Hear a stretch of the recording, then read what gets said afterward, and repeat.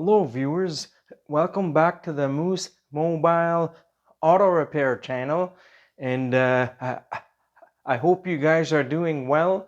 And today I have a 2005 Toyota Corolla, and it has the 1.8 liter engine. And today it came back with another problem, and yet it has another misfire, but it's a different problem this time. So right now, the check engine light is not on, and there are no stored trouble codes in the computer. And so the customer has stated that the engine will occasionally cut out when it's idling, and when it's in park, or when it's in gear. And every once in a while, the engine cuts out momentarily, and they would see the RPM drop, and then it would be running okay after that. When they are driving normally, the vehicle seems to drive okay, but the customer has stated to me that the vehicle, it feels a little weak when driving on the highway. They stated that the vehicle lacks proper acceleration, and it doesn't accelerate as how it used to. So today we are going to have a look at it and see on what we find. So right now I'm checking the misfire counters. There's a misfire count in cylinder 1 every time it does the shutter. And I'm also recording at the same time, seeing what's going on. The vehicle, it cuts out slightly momentarily when the vehicle is in drive and when I'm idling. And so the misfire is intermittent at the moment. So it's happening quite often, maybe every half a minute or so. It counts to 1 or 2 counts is not a substantial amount, but I could feel the vehicle. You could feel the surging or the jerking or the shudder as the problem happens. You see the RPM drop.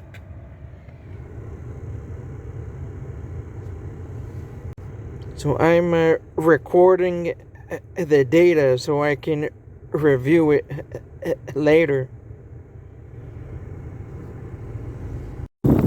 So now I'm using the engine ignition analyzer tool that I have. I just wanted to see if any of the coils are causing the problem. So I'm just going to check the kilovolts right now. Usually on average, a good healthy coil should be about maybe roughly 20 kilovolts or more usually. And this one seems to be okay. I'm seeing the misfire counter on number 1. So all of these coils have been replaced already over the years.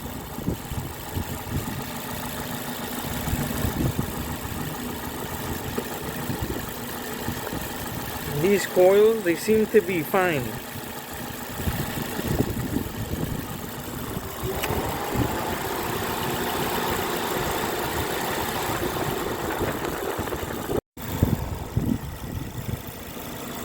We're just going to check the burn time in graph. We're going to check the waveform to see if there's any glitches in the waveform on the coil.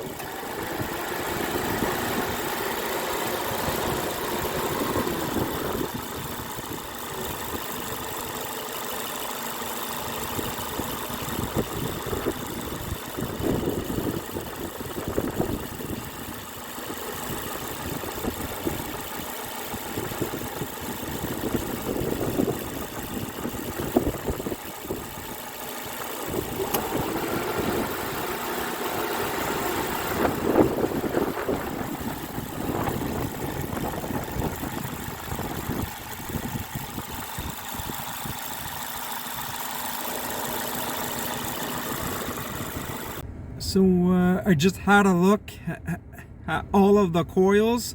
I don't think the coils are the problem. They seem to be fairly healthy and firing okay. And the waveforms, they seem to be okay. I didn't see any dropouts or glitches or anything like that.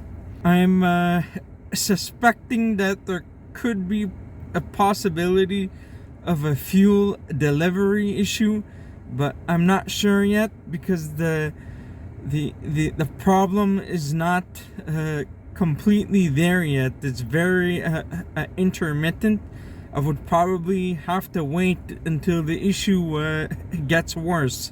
I'll give you guys an update once the issue is more prominent.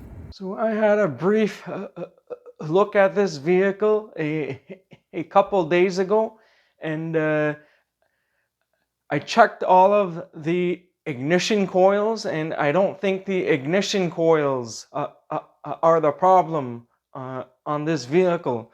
I believe that that we may have a fuel delivery issue, such as bad fuel injectors and or a weak or a bad fuel pump. But I'm leaning towards the fuel injectors as the most likely cause of this issue.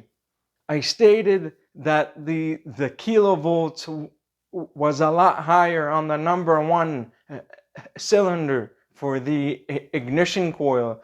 So based on my experience, from what I know, if the computer is commanding the ignition coil to run high, to run at a very high kilovolt, I would be suspecting that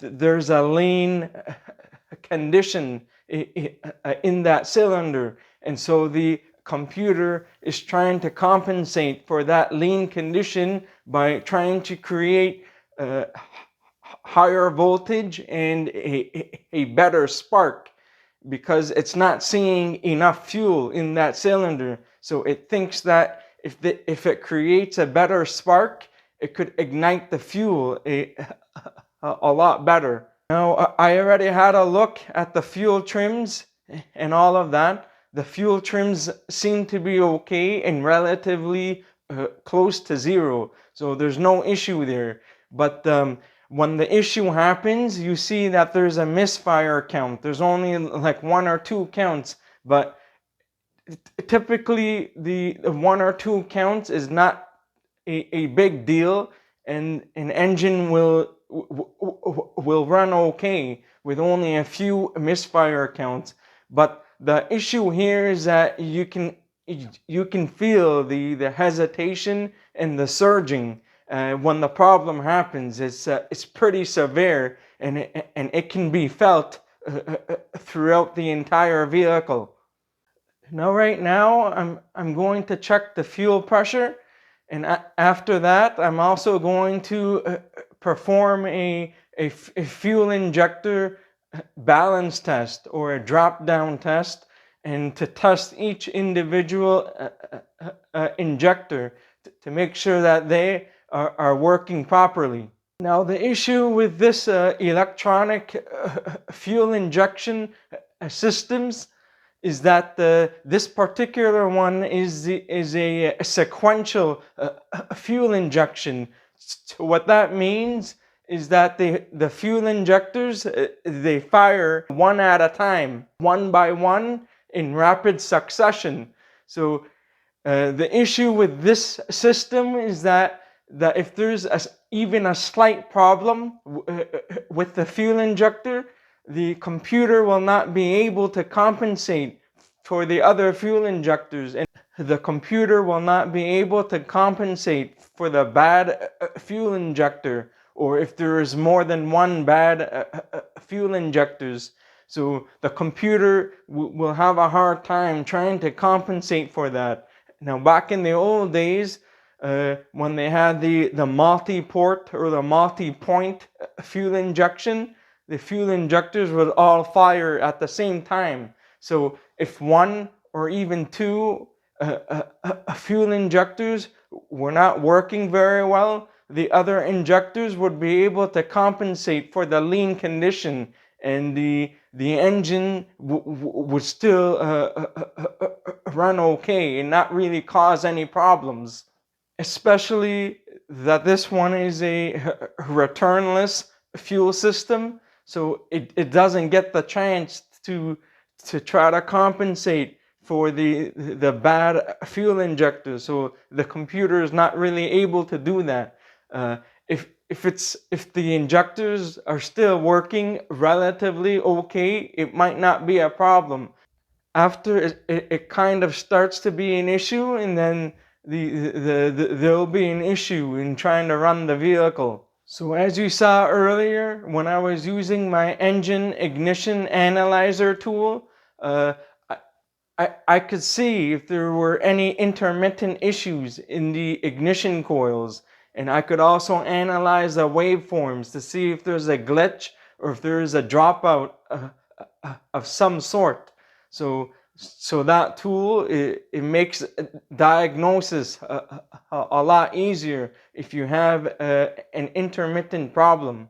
Now, even though that there's an issue noticed on this vehicle, it's not enough to set the check engine light on. Even if there's a minor issue on this vehicle, the problem is not severe enough for the computer to trip a code and turn the check engine light on. So that's why it's imperative to use something called mode 6 on scan tools. If the scan tool is capable of using that mode, you'll be able to see the misfire counters, and you can see in which cylinder or cylinders are misfiring. So we are under the hood right now. The fuel line's right here. I'm gonna remove the protective safety clip here that holds the fuel line. It says that you're not supposed to reuse it, but I'm still going to reuse it after I'm finished because I don't have a replacement at this time. So right now we're just gonna remove the clip here. Basically you can just lift up on both ends.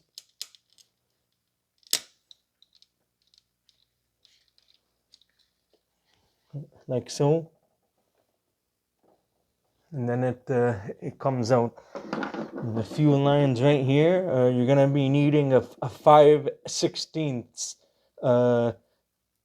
fuel line disconnect tool. So before we disconnect anything, we going to place a shop rag under there so that if there's any spilled fuel, it will collect on the rag and it won't go down there. If you want, you can temporarily remove the PCV hose here just to get it out of the way because it's kind of interfering with things. Now, typically you can disable the fuel system by removing the EFI fuse, and sometimes you can even remove the gas cap to help to relieve the pressure. Even doing that, sometimes it doesn't help. Sometimes, because I have done that in the past before and it still sprays fuel. But if you let the car sit for some time, you should be okay, because by that time that the car has been sitting for so long, and then you should be fine to disconnect the fuel line. Just a note of caution, just make sure that there's no open source of flames, and just use your common sense and make sure you're not smoking or nobody else is smoking beside you. Just make sure that any heated sources are kept away, because you're dealing with a flammable fuel here. So I'm just gonna wait for the vehicle to cool down a little bit, because I don't want to work on a hot engine, and then I'll start disconnecting the fuel line. So I have a metal fuel line disconnect tool. This is for Toyotas, and I believe on Nissan vehicles, or any vehicle that has the 5/16 fuel line. I found that these ones, they work a lot better than the plastic ones, because these ones, it makes it easier to remove the line. I've typically had some issues with the plastic ones, because I have to fight every time to get the line out, and a lot of times they don't seem to work very well for me. So I use the metal ones, because on the at the end of the tool here, it's the metal is very thin, so it's thin enough to get inside the line to disconnect it.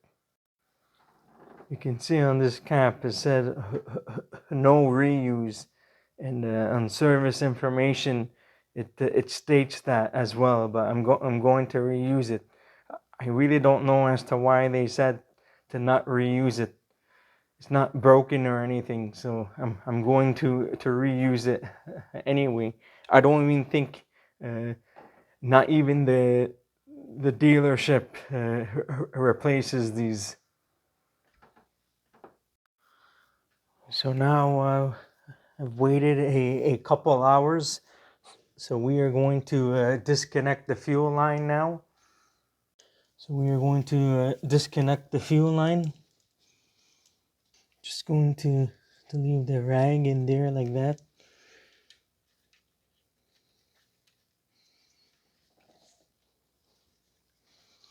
So you insert the tool, and then you push towards the line, and then you push the line in and out. You need to wiggle it.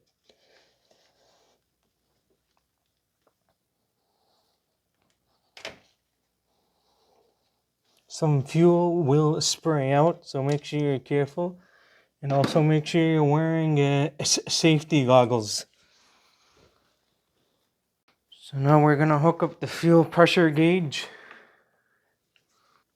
I made myself some lines and some connectors here to connect to the Toyota fuel systems. We may need to loosen this up because the connector is a little bit in the way.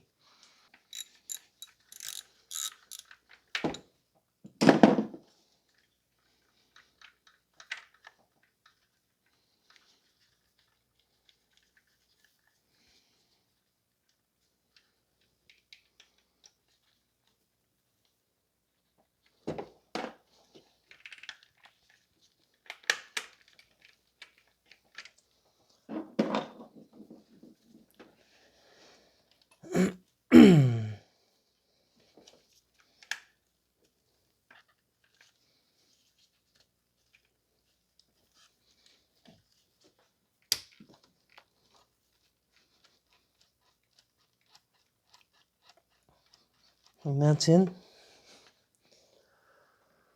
We're gonna connect the tool here. Might be a little bit difficult to do. I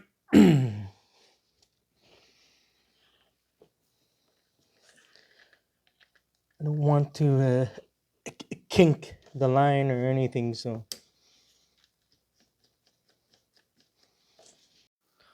So now I'm just going to to start the engine and then quickly make sure that there are no leaks before I continue to leave the engine running. So I just want to make sure there's no leaks first, and then go from there. And then we are going to check the fuel pressure.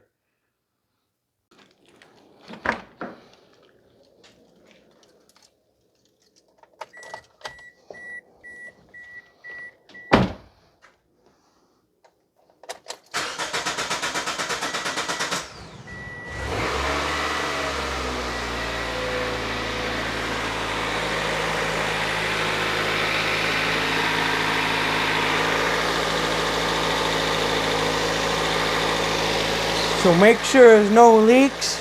Make sure you check the fuel pressure.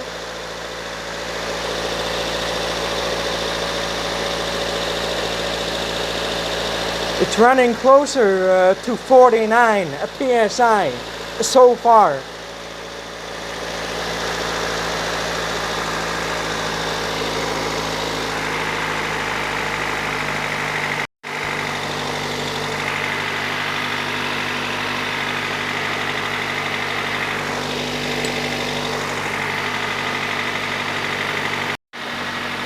So we are going to shut the engine off now.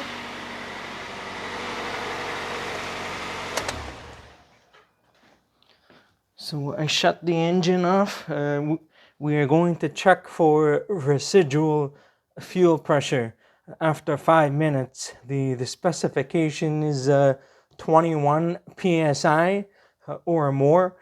The fuel pump specifications is between 44 and 50 psi. I'll put the specifications on the screen for you.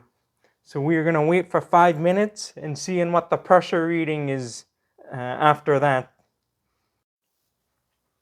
So it's been roughly about 4 minutes. I'm just waiting till after 5 minutes or so to see if it holds pressure. So far it's all right. It's about 38 psi. It's dropping a tiny bit, but not much. So we're gonna see and what the reading is in probably in just about a minute or so.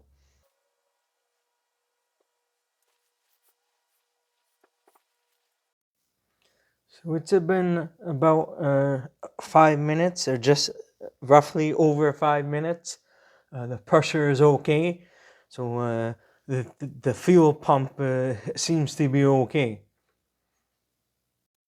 So earlier, I just wanted to mention that there were no codes stored for this issue.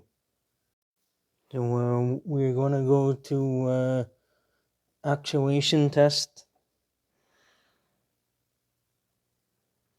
We're gonna perform the fuel injector balance test now. We're gonna go to fuel pump.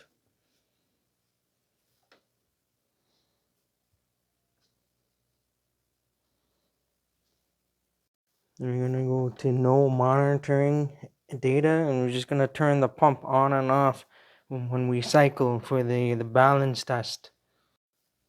So right now we're just gonna disconnect the number 1 fuel injector. We're gonna hook up the leads here. So I'm using this OTC electronic fuel injector tester. I'll show you guys in a moment. I'm gonna hook this up.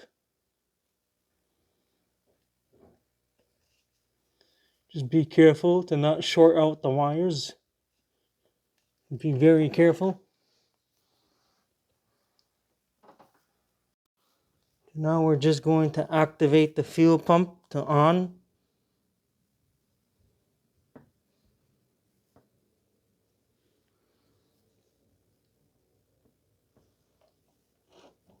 Trying to turn it on. The pressure goes up when you turn it on. We're just trying to prime the pump. That's all, with the scan tool, and then we're going to turn the pump off. Wait until the pressure stabilizes here. Wait for a little while.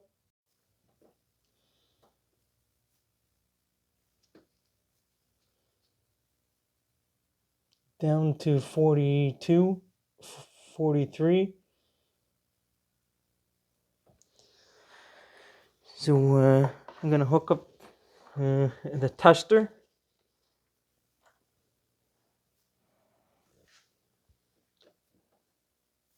42, 43. It's at 44. So we're gonna activate the tester now and watch the gauge reading. It's roughly 43, 44. We're probably gonna use 43 as the reference point. So I'm gonna press the button. It drops to roughly 32 for the number 1 fuel injector. So I wrote down that number 1 from 43 to 32. We're gonna do the other ones now. I'm using the 100 pulses, 5 milliseconds unit here. So now we're going to carry over to the other fuel injectors. I'm going to disconnect all of the connectors now.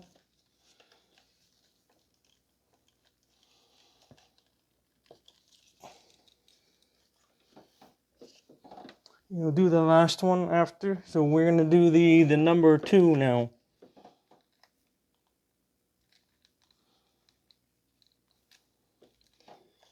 The number 2.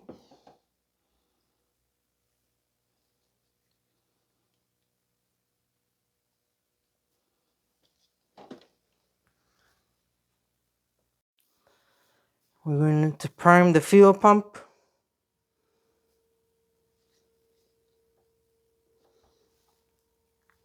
We're going to turn off the fuel pump.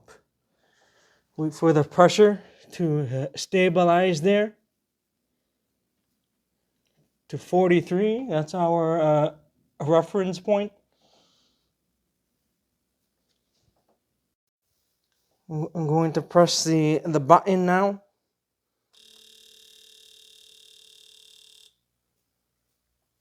We have again 32. So now we're gonna do the next one. I forgot to mention it's not 32. It's actually 33. The camera doesn't catch that right. It's 33 psi for number 2. So now we're gonna do the number 3.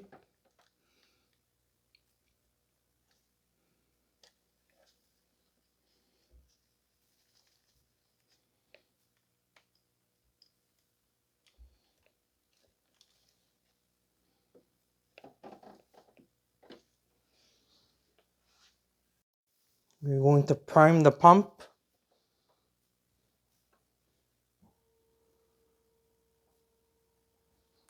Turn off the pump. We're going to wait for the pressure to stabilize.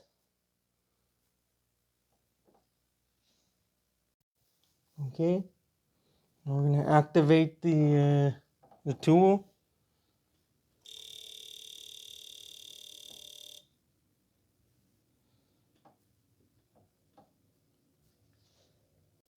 This one is about 33 also. And now we're going to do the number 4.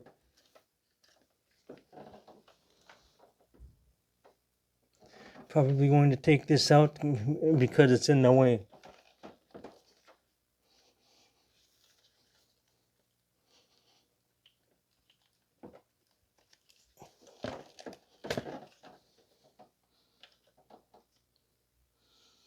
Going to disconnect this.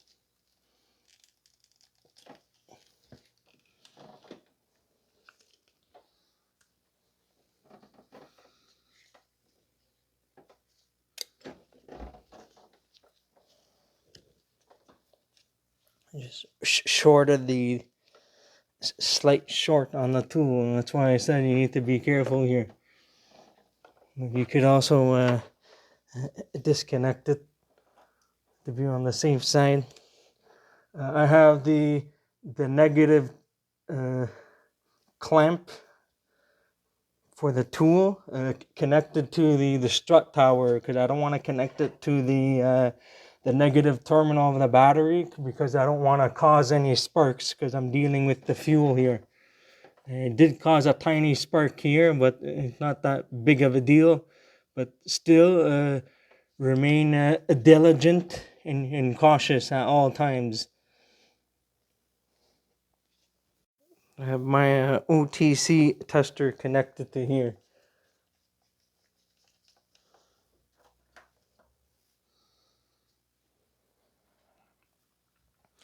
So now we're gonna prime the pump by turning it on again.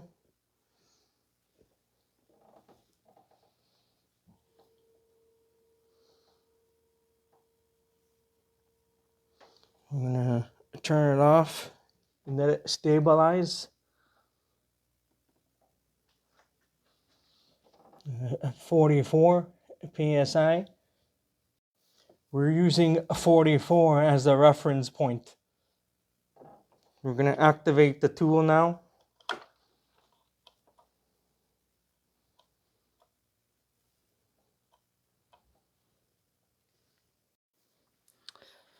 So what happened was, I believe I fried the tool. I just got this thing. I might have to just return it, the OTC. So I'm just using a different one that I have here. So I'm gonna have to start all over again, and check the readings again, because you have to use the same pulse settings. Otherwise, you won't get an accurate reading. So I have to do it all over again. But I'm gonna be using this pulsing tool now. I wasn't being very smart, so from now on, I'm just going to disconnect the tool every time I connect the injectors. So for the number 4, I got 36 psi. I wrote it down. I'm doing it all over again. So I got 36. So we are going to do the number 1 fuel injector now. Do it all over again. Need to connect this again. I'm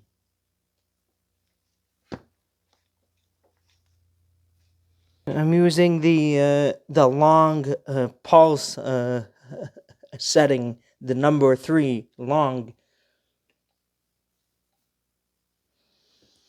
So I'm just gonna do everything all over again. I apologize.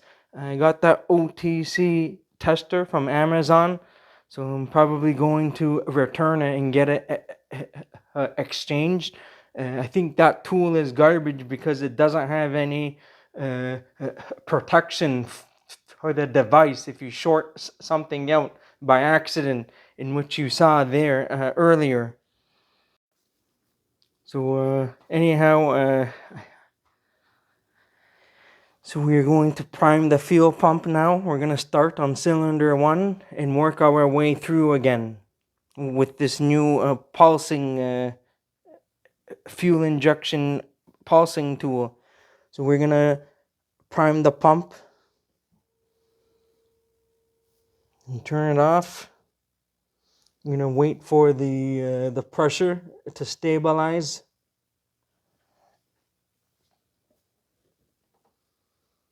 And then I'm going to go to number 3 for long pulse.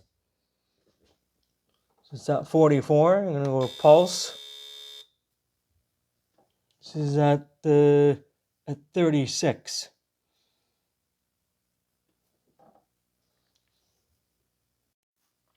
So I'm going to disconnect the tool so I don't short anything out. I should have learned my lesson by now. It's happened to me before in the past, and I just wasn't being careful enough, unfortunately. So now we're gonna go ahead and do cylinder number 2.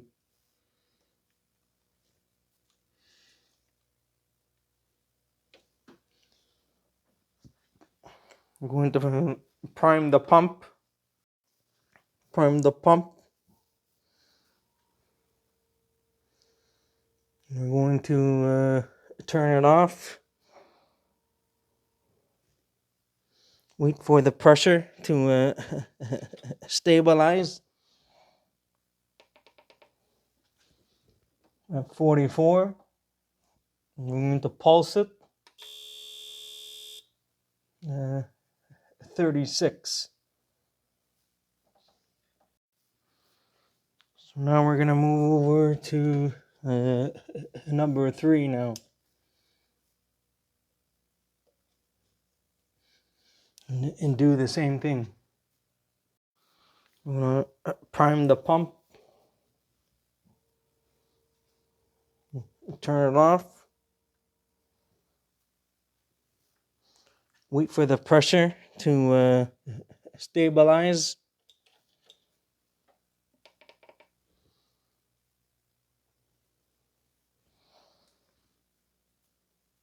We're at number 3 here.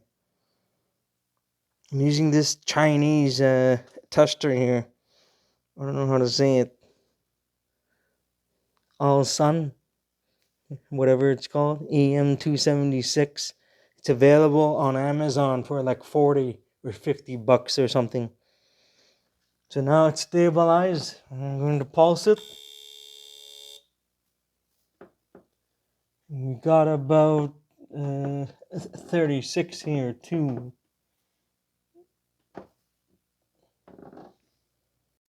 So I ruined the tester on the first attempt to get all the readings. So we're just going to ignore these readings.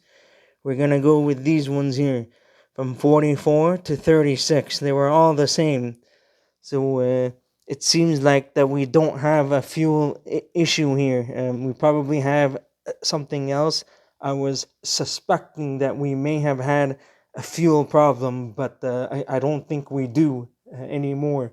So that's going to change a few things now, and is going to change the game plan, because I am dealing with an intermittent problem.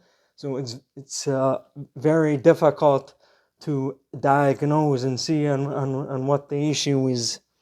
So now I'm going to reconnect the fuel injectors. I'm going to disconnect the fuel gauge and put the line all back together. I'm thinking I may do a compression test to see on what the readings are and go from there. I'm not sure. I really don't know if there's an engine mechanical issue here, like a bad valve or a seating issue.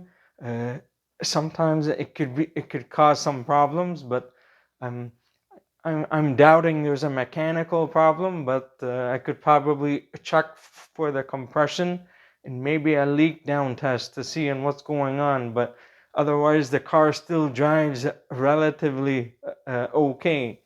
So now we're just going to bleed out the fuel from here.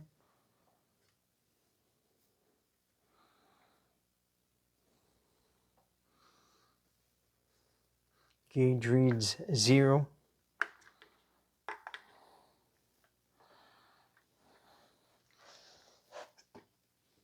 So we're going to disconnect the gauge and the fuel line.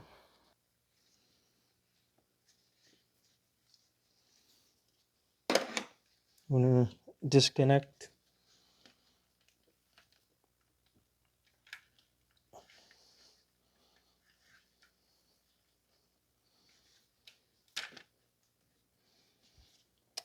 Use our tool to disconnect the line from the tool and then reconnect it onto the engine side.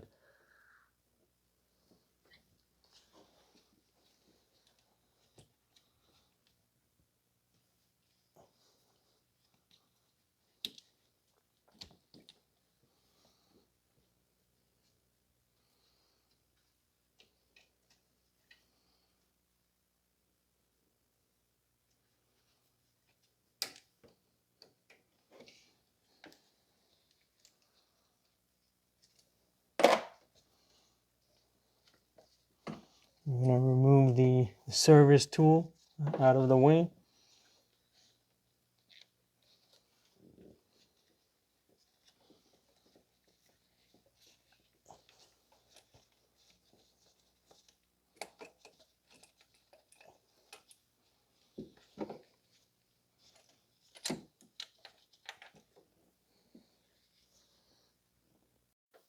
So now I disconnected all the spark plugs, the coils, the spark plugs. I'm gonna do a compression test now. I have a battery charger hooked up so the battery doesn't get run down as I crank the engine over.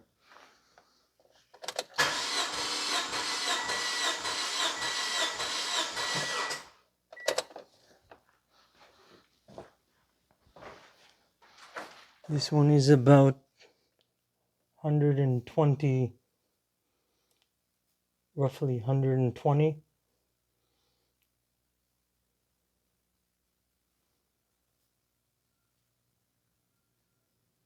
Yeah, 120, 121-ish, around there. 120 approximately. And we're gonna do the other cylinders. I've already crank the engine over to get any fuel that may be in the cylinders that may skew the readings. So we want to make sure that we have accurate readings here. Cylinder number 2.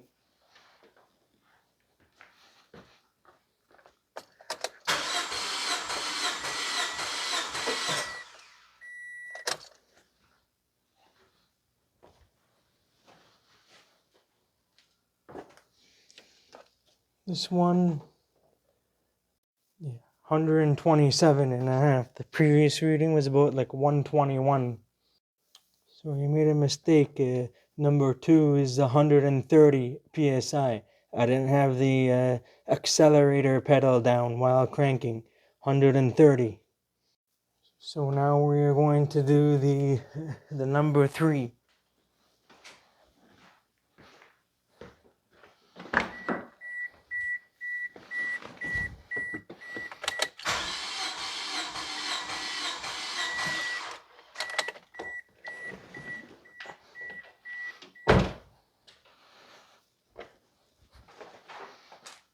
This one is 130 as well. 130.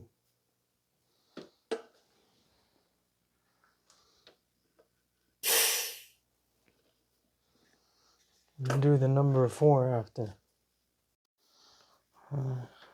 So now we're doing the last one.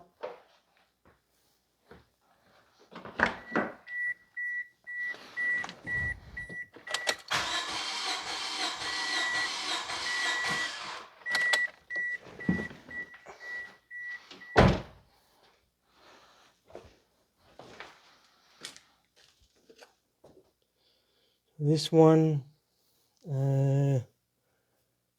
also roughly 130 almost as well.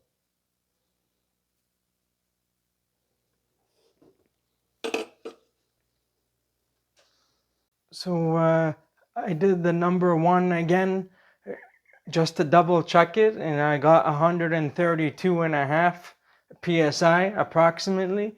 And number 2, 3, and 4 were all 130. Now usually if it's within 10% between all cylinders, then everything is okay. And in this case, everything is okay because it's a lot less than 10% difference across all of the cylinders. But say that it was more than 10% difference, then it would mean that there's a problem. And so the compression test, everything must be within 10% difference in order for the engine to be mechanically sound. So I did the compression test. There's no issues there. I just wanted to see if by any chance if I found anything, but I know that's not the problem now. So I'm probably going to have to wait until the issue gets worse.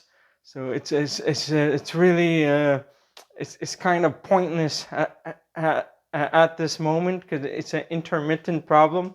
I have to wait until the issue gets worse, and then we can go from there. I'm probably going to do a part 2 maybe later in the future. I'll keep you guys posted if there's anything, and then that's it. So now I'm just going to buckle everything up, put everything all back together, and just leave it at that for now. I'll let you guys know on what happens in the future. That's it for today. If you found this video helpful and you enjoyed this video, please give it a like, and please consider subscribing to my channel if you're not already a subscriber. And I'll see you guys next time. Have a good day and take care.